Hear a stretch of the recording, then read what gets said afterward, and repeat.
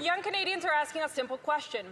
What is left for me to sacrifice after a decade of failed Liberal policies? They're saying, I can't find a job, I'm delaying starting a family, I can't buy a home, I am living in my parents' basement. What is left to sacrifice, Prime Minister? And what is the Liberal government's response? We're going to mortgage your future with more generational debt. Will the Prime Minister stop breaking his promises, rein in his reckless spending, and finally deliver an affordable budget that gives young Canadians a fighting chance at an affordable life? The Honourable Secretary of State for Children and Youth. Thank you, Mr. Speaker. Today's budget will deliver historic investments to build Canada strong. This means strong families and strong communities from coast to coast to coast. Investments that will create good quality jobs and careers for young Canadians, that will build infrastructure, that will put more affordable homes within reach for young Canadians, and protect the supports that help families to get ahead. Your new government is putting forward a budget to build, protect, and empower Canadians and Canada, and I hope the members opposite will join us and support the budget. Honourable member for Newmarket Aurora. They have been saying those same words for over a decade, but life has only gotten harder. They call it an investment, but it's not. It is a mortgage on our youth's future. A 19-year-old girl from Halifax was on national news saying she can't afford groceries, she can't find work. That is the reality behind their so-called investments. Youth unemployment is at 15%, not because young people have given up, but because this Liberal government has given up on them. So will the Prime Minister stop asking young Canadians to sacrifice even more and deliver an affordable budget for an affordable life? The Honourable Minister for Housing and Infrastructure. Thank you, Mr. Speaker. To the member opposite, this government is taking action to make life more affordable for young Canadians. We are delivering on housing. You look across the country right now, average rents are down, mortgage rates are down, home prices are going down. That's benefiting young Canadians, and we're not stopping there, Mr. Speaker. We are doubling up on housing for young Canadians, making sure the first-time home buyers tax benefits up to $50,000, and we're going to deliver with Build Canada Homes, Mr. Speaker. The Honourable Member for Richmond Hill South. This Liberal Prime Minister told young Canadians that they must make some sacrifices. Well, they've already had to sacrifice good-paying jobs and the dream of home ownership, and they've already paid the price as food costs keep going up. A Liberal inflationary deficits throw fuel on the fire. A 19-year-old girl from Halifax said it best on national news. Quote, food insecurity is not good. Finding a job is even harder. Youth unemployment is now approaching 15%, the highest rate since 2010, coming out of the Great Recession.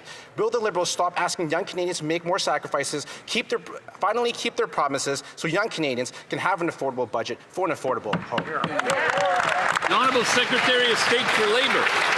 I've traveled across this country, I've met with union leaders, I've met with workers, and they're excited about our plan to build big and build bold, build infrastructure project, build Canada Homes, because of the opportunities it creates. Opportunities to bring in high school students, opportunities to bring in apprentices, opportunities to invest in the next generation of skilled workers. Mr. Speaker, if the Conservatives want an affordable budget for an affordable life, they have the opportunity to vote for one today. Will they join us? Honourable Member for Richmond Hill South. Mr. Speaker, the only thing generational with Liberal deficits is the debt that the next generation must pay. Exactly. Liberal inflationary deficits are driving up the cost of everything. Young Canadians can't find jobs, they can't afford homes, and they can't even afford food. 25% of Canadians face food insecurity. They're sacrificing by cutting back on nutritious food. It's gone so bad that recipes for poverty potlucks and struggle meals, like those using hamburger helper and instant ramen, are now trending on social media. When will the Liberals finally stop breaking their promises, get spending under control, and deliver what young Canadians actually need, an affordable budget for an affordable life? Yeah. Secretary of State. Again, those words, we keep hearing those words from the Conservatives, but the reality of the situation is that every time there's an opportunity to vote for measures that help Canadians, they vote against it. They vote against no to dental care. They vote against no to the National School Food Program, which they call garbage, Mr. Speaker. They said no to the increase of Canada Child Benefit, no to a tax cut that helps 22 million Canadians. While they keep saying no, our government is investing to help families, yes, to lowering costs for Canadians, yes, to building a stronger future for Canadians. So, Mr. Speaker, today they'll get another chance to vote for a budget that is affordable for Canadians. Will they join us? The Honourable Member for Terra Nova, the Peninsulas. Mr. Speaker, food insecurity is not good, and finding a job is even harder. Those are the words of a 19-year-old from Atlantic, Canada. Youth employment is skyrocketing, nearly 15%, and this Prime Minister have told Canadians they needed to make more sacrifices, but they've already sacrificed enough. Young people are having to sacrifice working in their hometown because they have to go away for work.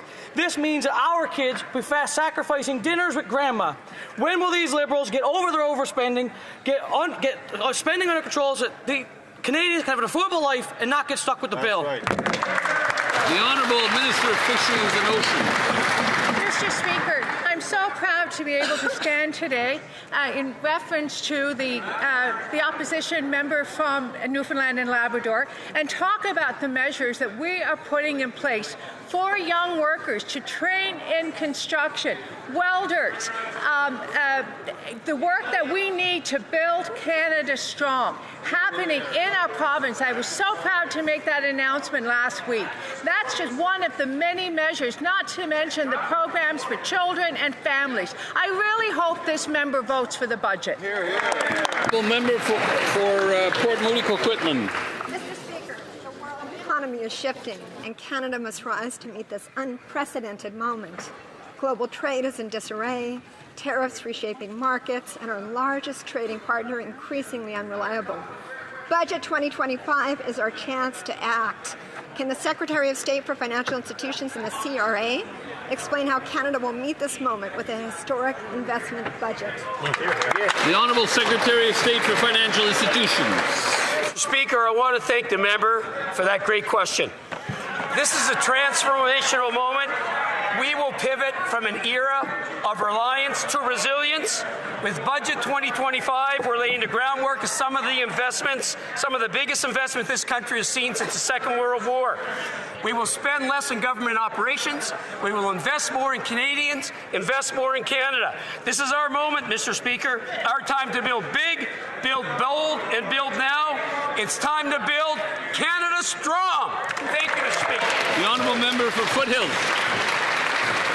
Inflation is up another 4% because of the Liberals' hidden industrial carbon tax and tax on food packaging. Now, the Liberals will like to say that these are just imaginary taxes, but experts at the Agriculture Committee yesterday confirmed not only are these taxes not imaginary, they are in fact driving up the price of groceries. And I want to quote Dr. Sylvain Charlebois, who said wholesale food prices have increased, and one of the factors driving this is the carbon tax.